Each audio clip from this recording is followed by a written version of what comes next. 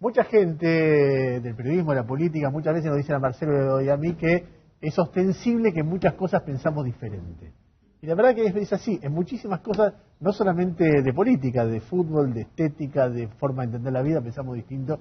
Y entre las cosas que pensamos distinto es en la evaluación que hacemos de la entrevista que le hizo Jorge Rial a la presidenta de la Nación. ¿A él le gustó? A mí no. A mí me gustó mucho, y a vos no te gustó nada. ¿Mucho?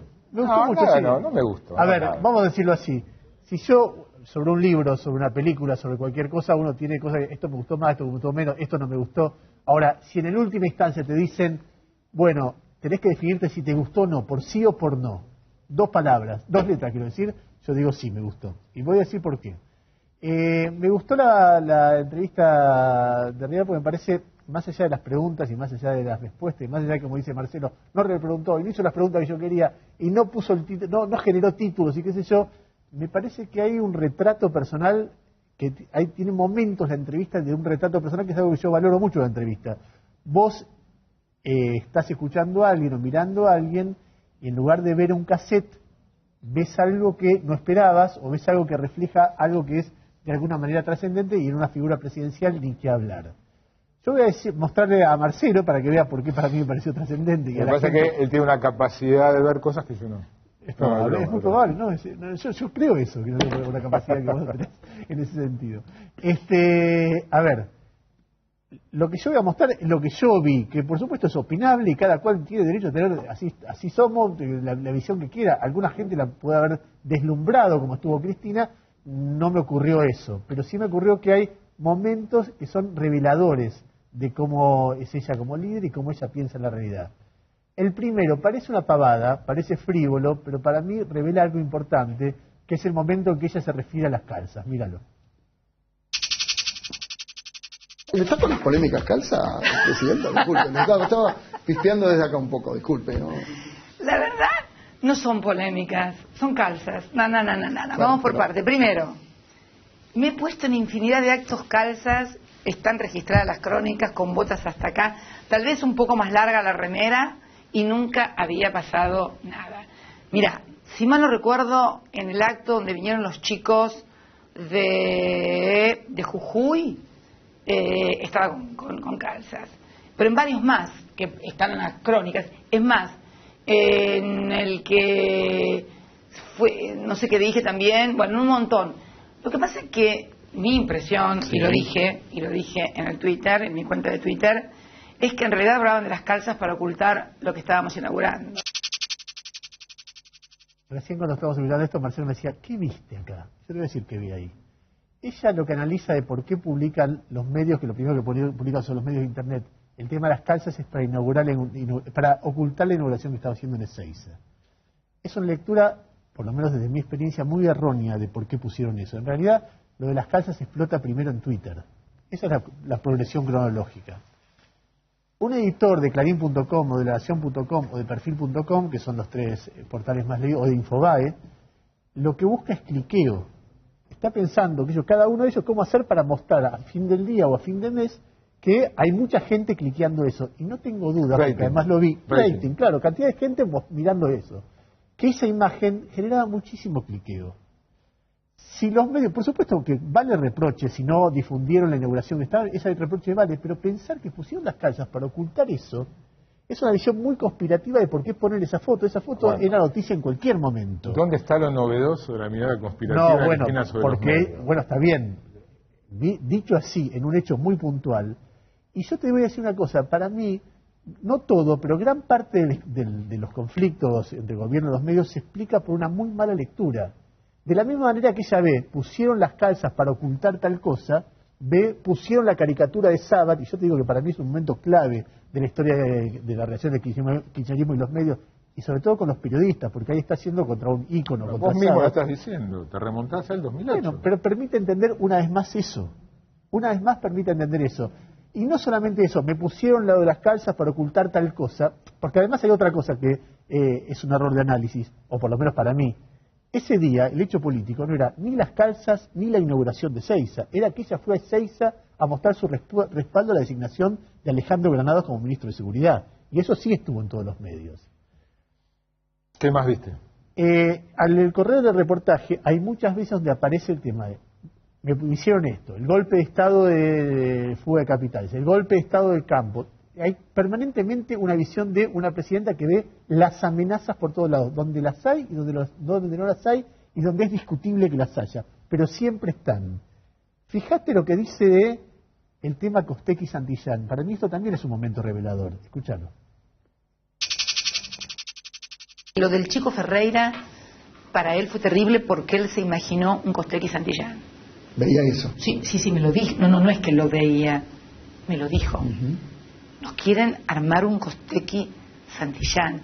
Estaba desesperado. Él salió desesperado. Yo no me voy a olvidar nunca de eso. Él salió desesperado a buscar quién había sido.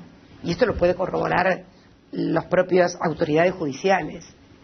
Yo estaba en la casa de gobierno, eso pasó a la mañana. A la tarde él estaba desencajado, literalmente desencajado. Es otra vez la mentalidad conspirativa, un tanto paranoica, donde cuando muere un chico, cuando muere Mariano Ferreira, lo que ella le atribuye a haber dicho a Kirchner no es murió un chico, qué desastre, veamos quién es el culpable. No, nos quieren hacer un Costecchi Santillán, cosa que no se corroboró nunca si eso fue un complot. Más bien parece una patota zarpada contra gente que lo denunciaba o que manifestaba contra ellos y un asesino en el medio o planificando un asesinato. Bueno, eso dijo la justicia. Pero nunca se dijo que Pedraza lo hizo para hacerle un Costecchi Santillán a Kirchner. Otra vez, pero además muy impresionante para mí en términos de cómo reacciona un ser humano frente a la muerte de otro. No está hablando de lo que le pasó a Mariano Ferreira, sino de lo que le quisieron hacer a ellos.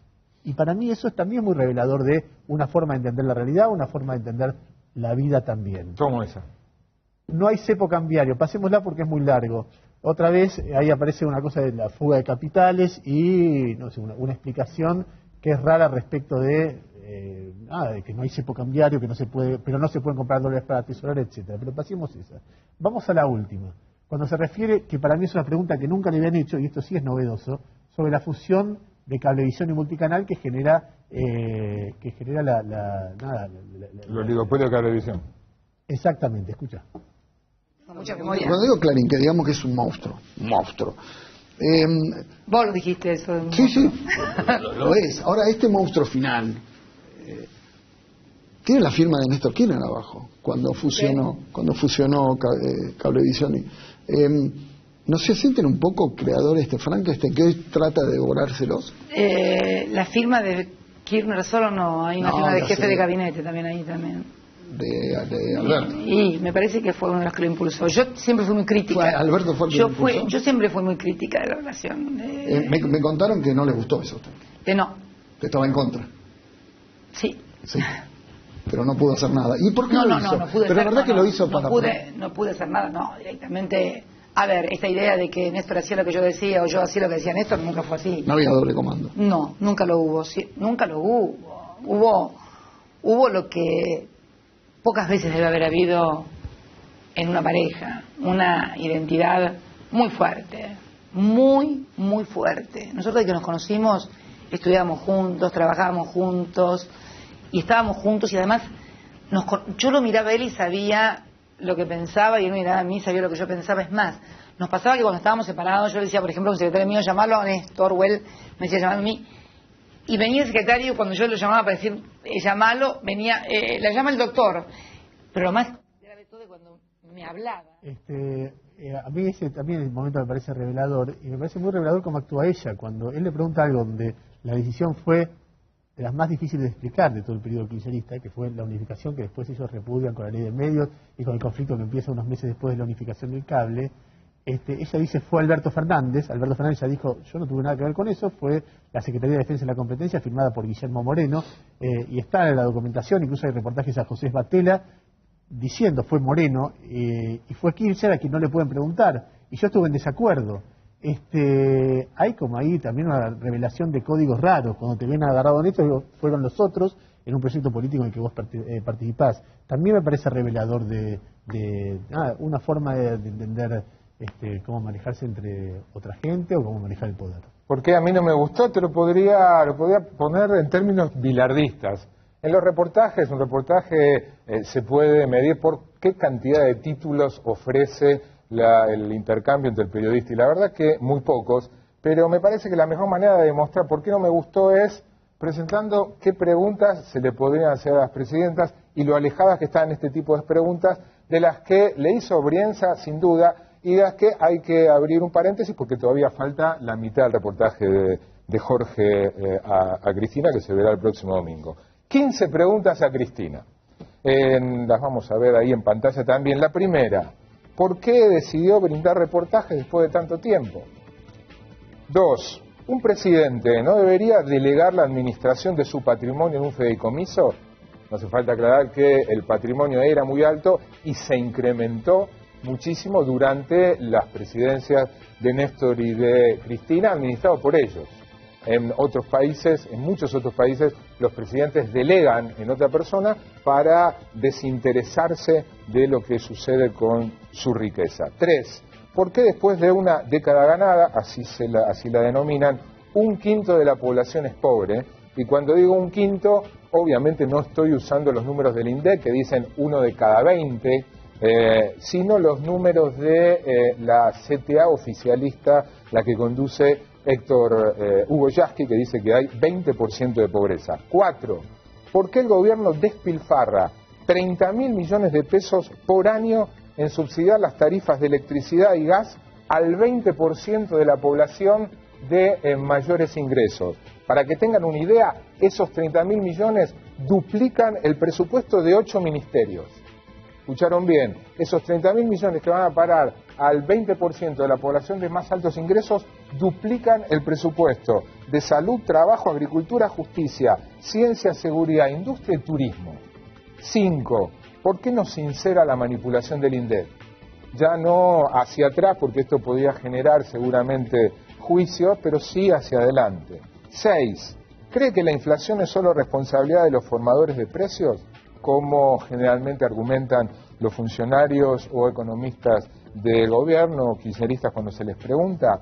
7. ¿Por qué se necesita una ley de emergencia económica? Dicho sea de paso, se votará, mañana va a ser sancionada en el Senado, una ley de emergencia después de una década ganada. 8. ¿Por qué cree que hubo tan poca gente que blanqueó dinero? Noticia del día de hoy, se prorrogó por 3 meses más el blanqueo después de resultados bastante magros. 9. ¿Por qué cree que los argentinos tienen 400.000 millones de dólares fugados del sistema? En Uruguay, en Caimán, en Suiza o en la caja de seguridad del Banco del Colchón. 10. ¿Está evaluando encarecer el turismo al exterior? Como el tipo de cambio se retrasó, muchos que pueden están prefiriendo salir al exterior antes que hacer turismo interno. 11. ¿A qué adjudica el alejamiento de Hugo Moyano y todo lo que ello implica? 12. ¿Por qué cuesta tanto atraer inversiones para Vaca Muerta, siendo que se trata del segundo o tercer yacimiento más importante del mundo de hidrocarburos? 13. ¿Evaluó alguna vez reflotar el proyecto de trasladar la capital, como en su momento propuso y después archivó Alfonsín? 14. ¿Por qué no disminuye la cantidad de habitantes en Villas Miseria? Y por el contrario, están en aumento. Y 15, y podríamos seguir, pero en una hora de reportaje ni siquiera habría tiempo para que respondiera a estas. 15. ¿Cree que el peronismo debería definir su candidato para 2015 en internas abiertas? ¿Qué pasé, Rian? ¿Te parece? No sé.